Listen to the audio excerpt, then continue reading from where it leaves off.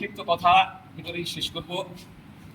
দীর্ঘ আন্দোলন, লড়াই সংগ্রামের মধ্য দিয়ে একটি গণতান্ত্রিক পরিবেশ ফিরে এসেছে।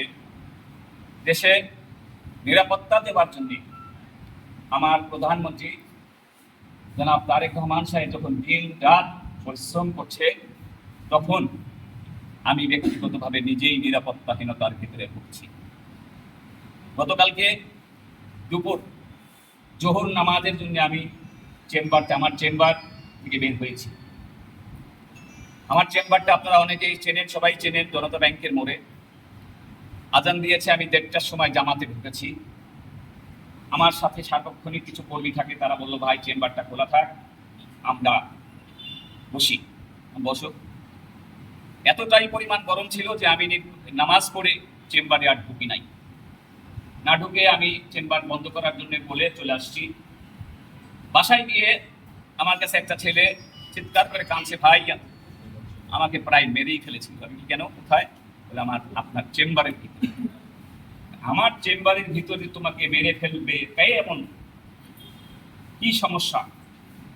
তোমার যদি কোনো অন্যায় থাকে তাহলে তোমাকে ভিন্নভাবে বিচার করতে পারে, কিন্তু আমার চেম্বার মানে আমার বাড়ি, আমার আশ্রয়স্থল বা আমার নেতাকর্মীর অভয়ারণ্য, সেইখানে সন্ত্রাসী বলেন, মাদক ব্যবসায়ী বলেন, মাদক কারবারি বলেন, মাদক সেবী বলেন, কতটাই মানে মাদকাসক্ত, যে কার বাড়িতে ঢুকছি, কার চেম্বারে ঢুকছি হিতাহিত জ্ঞান নাই। আমার চেম্বারের ভিতরে রক্তাক্ত করে থুয়ে গিয়েছে আমার ছাত্র দলের এক কর্মীকে, যিনি সারাক্ষণ আমার সাথে থাকেন। আমি শোনার পরে সন্ধ্যা পর্যন্ত আমি জিনিসটাকে অবজারভেশন করি। সন্ধ্যার পরে মাগরিবের পরে আমি চেম্বারে বসে ওসি কোতোয়ালিকে আমি টেলিফোনে রিকোয়েস্ট করি যে ভাই, আমার চেম্বার জনতা ব্যাংকের মোড়ে এই ঘটনা ঘটেছে। তিনি আমাকে বলেন 20 মিনিট অপেক্ষা করেন, আপনার সাথে আমার দেখা হবে। ওসি কোতোয়ালি যোগদানের পরে আজ পর্যন্ত আমার সাথে ব্যক্তিগতভাবে সরাসরি পরিচয় নাই, কারণ আমি থানার তদবির কম করি, যে কারণে হয়তো আমার সাথে পরিচয় নাই। 20 মিনিট গিয়েছে, 30 মিনিটের সময় আমি তাকে ফোন করেছি যে ভাই আপনি কতক্ষণ লাগবে আপনার? বলে আমি আসছি করে তখন আমি বললাম যে ভাই এই ঘটনা আমার চেম্বারে ঘটেছে, আপনি ব্যবস্থা নিতে পারেন, আপনার কাছে আমার অনুরোধ। তিনি আমাকে প্রায় 1 ঘন্টা চেম্বারে বসিয়ে রেখেছেন। আমি এসপি সাহেবকে অনুরোধ করেছি। এসপি সাহেব আমাকে মেসেজ দিয়েছে যে তুমি ভাই আপনি থানায় যান, আমি ওসিকে বলে দিয়েছি ব্যবস্থা নিতে। আমি এসপি সাহেবের রেফারেন্সে থানায় যাব, ওসি সাহেব নাই। ঠিক আছে, আবার ফোন করলাম, ভাই কখন আসবেন? বললো আসবো, আপনি বসেন চেম্বারে। এরকম করতে করতে এশার আজান দিয়ে দিল, মাগরিবের থেকে এশা আজান দিয়ে দিল। আমি অ্যাডিশনাল এসপি সদর সার্কেলকে বললাম যে ভাই এই ঘটনা। তিনি বললেন যে ভাই আমি তো ছুটিতে, আমি ঢাকায় আছি, তারপরেও যেহেতু আপনার চেম্বারের ব্যাপার, আমি ব্যাপারটা দেখছি। তিনি ওসিকে নির্দেশ দিয়েছেন। এর ভিতরে দীর্ঘ সময় জানাজানি হয়ে গিয়েছে আমার কর্মীদের ভিতরে। কর্মীরা ওই আসামিদেরকে আমার চেম্বারের নিচে নিয়ে এসেছে। নিয়ে আসার পরে জনৈক যুবলীগ কর্মী আফ্রিদি, জনৈক সন্ত্রাসী মাদক ব্যবসায়ী, মাদক কারবারি সিয়াম আফ্রিদি, যে নামটি আমি বলছি, তিনি একজন স্বীকৃতিপ্রাপ্ত ছিনতাইকারী, মাদক ব্যবসায়ী, মাদক কারবারি। সারদা সুন্দরী মহিলা কলেজের সামনে জনতার হাতে গ্রেপ্তার হয়েছিল সেদিন এই আফ্রিদি। গণপিটুনি দিয়ে পুলিশের হাতে তুলে দেয়। জানি না পুলিশ কিভাবে চালান দিয়েছে, কয়েকদিন পরে আবার বের হয়ে এসেছে। যখনই আমার কর্মীরা তাকে ধরে নিয়ে এসেছে, আমি দেখারও চেষ্টা করি নাই, কারণ আমি জানি জনগণের মুখ একটা খারাপ জিনিস। আমি ওসিকে বলেছি ভাই যত তাড়াতাড়ি পারেন আমাকে সেভ করেন, আপনি ওকে নিয়ে যান। উনি আমাকে বলল ভাই আপনি বসেন, আমি দেখছি। থানা থেকে জনতা ব্যাংকের মোড় আধা ঘন্টা পার হয়ে গিয়েছে, ওসি বা তার কোনো প্রতিনিধি জনতা ব্যাংকের মোড়ে হেঁটে বা গাড়িতে ওইখানে অবস্থানরত ডিউটি পুলিশ কোনো ব্যবস্থা নিচ্ছে না। আজান দিয়ে দিয়েছে এসব, আমি নামাজে ঢুকবো। ওই অবস্থায় কর্মীর কাছে জনতার কাছে ওই আসামি রেখে আমি যাব না বিধায় আমি বলেছি তোমরা থানায় দিয়ে আসো। থানায় দিয়ে এসেছে, সেকেন্ড অফিসারের হেফাজতে দিয়ে আসার পরে সেকেন্ড অফিসারের সাথে আমি কথা বলেছি। বলার পরে আমি বলেছি এসপি সাহেবের সাথে, ওসি সাহেবের সাথে কথা বলে আপনারা ব্যবস্থা নেন। আমাকে বলেছে ঠিক আছে ভাই। 8:30 আমাদের মসজিদের জামাত, বেশার জামাত, আমি জামাতে যখন দাঁড়ানো 8:31 ওসি কোতোয়ালি আমাকে ফোন করেছে, আমি ধরতে পারি নাই। তার ব্যবহারে আমি একটু ক্ষুব্ধ হয়ে তাকে আর ফোনও ব্যাক করি নাই। আমি বাড়িতে চলে গিয়েছি। আমি জানি এই প্রকৃত ছিনতাইকারী, এই যুবলীগ কর্মী, এই মাদক ব্যবসায়ী, এই মাদক কারবারি যেহেতু স্বীকৃতিপ্রাপ্ত একজন আসামি, ওয়ান্টেড আসামি, তার বিরুদ্ধে অভিযোগের কিছু নাই। আমি নিরিবিলি বাসায়, যার যার মতো বাসায় সকালবেলায় শুনি আসামি থানার থেকে চলে গিয়েছি।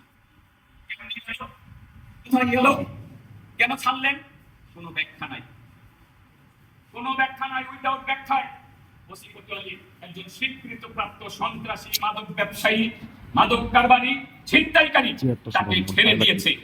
আমার দিব্যি ধারণা, আমার প্রধানমন্ত্রী তারেক রহমান যখন মাদকের ব্যাপারে নো কম্প্রোমাইজ, তখন সারপ্রাইজ করার জন্য এই কোতোয়ালি ওসি এখানে এজেন্ডা বাস্তবায়নের জন্য এই দোষর হিসেবে কাজ করছে। যে কারণে কোতোয়ালি থানা আর চরপত্র সোনাল থানা এক না, কোতোয়ালিতে কোন দোষরকে আমরা দেখতে চাই না। অতি সত্য করতে চাই না। কোতোয়ালি যদি ঠিক না থাকে তাহলে আবার আওয়ামী লীগের মাদক কারবারিদের, সন্ত্রাসীদের অভয় অরণ্যে পরিণত হবে এই ওসির নেতৃত্বে। যে কারণেই আমি মনে করেছি এটা প্রধানমন্ত্রী পর্যন্ত যাওয়া উচিত, এটা জাতির কাছে যাওয়া উচিত। যে দেবরা যখন আমার প্রধানমন্ত্রী তারেক রহমান সারা দিন পরিশ্রম করছে মাদক মুক্তর জন্য, সেখানে আসামি আমি জুয়েল যুগ্ম আহ্বায়ক জেলা বিএনপি ধরে দেওয়ার পরেও রাতের অধারে ছেড়ে দেয়। হয় টাকা এই এদের সাথে তাদের কমিশন বাণিজ্য, না হয় সরাসরি ব্যবসার সাথে সম্পৃক্ত। আমি আপনাদের মাধ্যমে এসপি সাহেবের প্রতি অনুরোধ রাখবো, অ্যাডিশনাল এসপি সাহেবের প্রতি অনুরোধ রাখবো, ফরিদপুরের মন্ত্রীর প্রতি অনুরোধ রাখবো, ফরিদপুর সদরের মাননীয় সংসদ সদস্যের প্রতি অনুরোধ রাখবো, একজন দোষর যেন ফরিদপুর সদর থানায় এজেন্ডা বাস্তবায়ন করতে না পারে সে ব্যবস্থা অতীব জরুরি ভাবে আপনারা না নেন, তাহলে আমরা যারা দীর্ঘদিন আন্দোলন করেছি, লড়াই করেছি, সংগ্রাম করেছি, আমাদের অতীত ঐতিহ্যই হলো আন্দোলন, আমরা আমাদের আন্দোলনের ভিতরেই চলে যাব, রাস্তায় থাকতে বাধ্য হব একটি মাত্র কারণে, আমার প্রধানমন্ত্রী যে এজেন্ডা বাস্তবায়ন দিয়েছে মাদক মুক্ত বাংলাদেশ, সেই মাদক কারবারিদেরকে সরানোর জন্য আশ্রয়দাতা প্রশ্রয়দাতাদেরকে যারা পালন করে তাদেরকে প্রতিহত করার জন্য আমরা রাস্তায় অবস্থান নিতে বাধ্য হব। বিধায়ী আজকে আপনাদের মাধ্যমে মেসেজটা আমি প্রধানমন্ত্রীর কার্যালয়ে, আমি স্বরাষ্ট্র মন্ত্রণালয়ে, আমি আমার মন্ত্রী, আমি আমার সংসদ সদস্যের কাছে পৌঁছানোর জন্য আমি আপনাদের মাঝে উপস্থিত হয়েছি। আপনারাও আমাকে সহযোগিতা করবেন এ কারণেই যে ফরিদপুর মাদক মুক্ত থাকুক, ফরিদপুর যেন আর কোনো সন্ত্রাসীদের জন্ম না হয়। আজকে কত বড় দুর্ঘটনা, কত বড় সাহস, কালকে যারা যাদেরকে ছেড়ে দিয়েছে আজকে বেলা 1টার সময় আমার সেই সিয়ামকে আবারও ফোন করছে, তুই কোথায়? বলছে আমি ভাইয়ের চেম্বারে, ভাই নাইমে আয়। আমি তখন তাৎক্ষণিক আমার সাথে থাকা লোকজনকে দিয়ে তাকে রাস্তায় নামিয়ে দিয়েছি, যাও তোমরা দেখো কি অবস্থা। আমার সাথে লোকজন ছিল বিদায়ী তাকে আজকে আঘাত করে নাই, পরবর্তীতে যদি ফাটদার আঘাত করে এর দায়িত্ব কে নিবে? এর দায়িত্ব কোতোয়ালি থানার ওসিকে নিতে হবে। আমরা একটা জায়গায় অনর, কোন মাদক কারবারি হোক সে বিএনপির, কোন মাদক কারবারিকে যদি কোন বিএনপি নেতা লালন পালন করে, কোন মাদক কারবারিকে যদি বিএনপি নেতারা আশ্রয় প্রদান করে, আমার সাথেও যদি কোন মাদক কারবারি থাকে আপনারা আঙ্গুল দিয়ে দেখাই দেন, জমক মাদক কারবারি আমি এখনই প্রশাসনের কাছে হস্তান্তর করবো। নো কম্প্রোমাইজ তারেক রহমানের সিদ্ধান্ত, হোক সে এসপি, হোক সে অ্যাডিশনাল এসপি, হোক সে কোতোয়ালি থানার ওসি, মাদক কারবারির আশ্রয়দাতা প্রশ্রয়দাতা কোতোয়ালি থানায় আমরা দেখতে চাই না। এজন্যই আপনাদের মাঝে আমি উপস্থিত হয়েছিলাম। যদি কোনো ভুল ত্রুটি হয়ে থাকে, একটা মাদক মুক্ত ফরিদপুর গঠন করার জন্য, একটি সন্ত্রাস মুক্ত ফরিদপুর গঠন করার জন্য আমি সদা প্রস্তুত। আমি ফরিদপুর বিএনপির নেতৃত্ব যেমন দেই, ঠিক তেমনই ফরিদপুর পৌরসভা নির্বাচন করার জন্য প্রস্তুতি নিয়েছি। দায়িত্বহীন ভাষায় বলে যায় কোন মাদক কারবারির পরিবারের কোনো ভোট আমার লাগবে না। কোন মাদক কারবারিকে ছাড়াই আমি আমার ভোটের ব্যাগ ভরবো, এইরকম কোন কর্মকাণ্ড আল্লাহ যেন আমাকে না করে। সেই জন্য আপনাদের প্রতি অনুরোধ, আপনারা এমন ভাবে ফলাও ভাবে আজকে এই বিষয়টি একজন ওয়ান্টেড আসামিকে কিভাবে কত টাকার বিনিময়ে এই কোতোয়ালি থানার ওসি রাতে রাতে ছেড়ে দিল, এটার জবাব আপনারা কোতোয়ালি ওসির কাছ থেকে নিয়ে স্বরাষ্ট্র মন্ত্রণালয়, প্রধানমন্ত্রীর কার্যালয় পর্যন্ত যেন পৌঁছায় সেইভাবে আপনারা কাভারেজ দিবেন। আপনাদের পাশে অতীতেও ছিলাম, আপনারাও আমার পাশে থাকবেন এই আশা আহ্বান ব্যক্ত করে আজকের মতো সংক্ষিপ্তভাবে বিদায় দিচ্ছি। সকলকে ধন্যবাদ। আল্লাহ হাফিজ। বাংলাদেশ।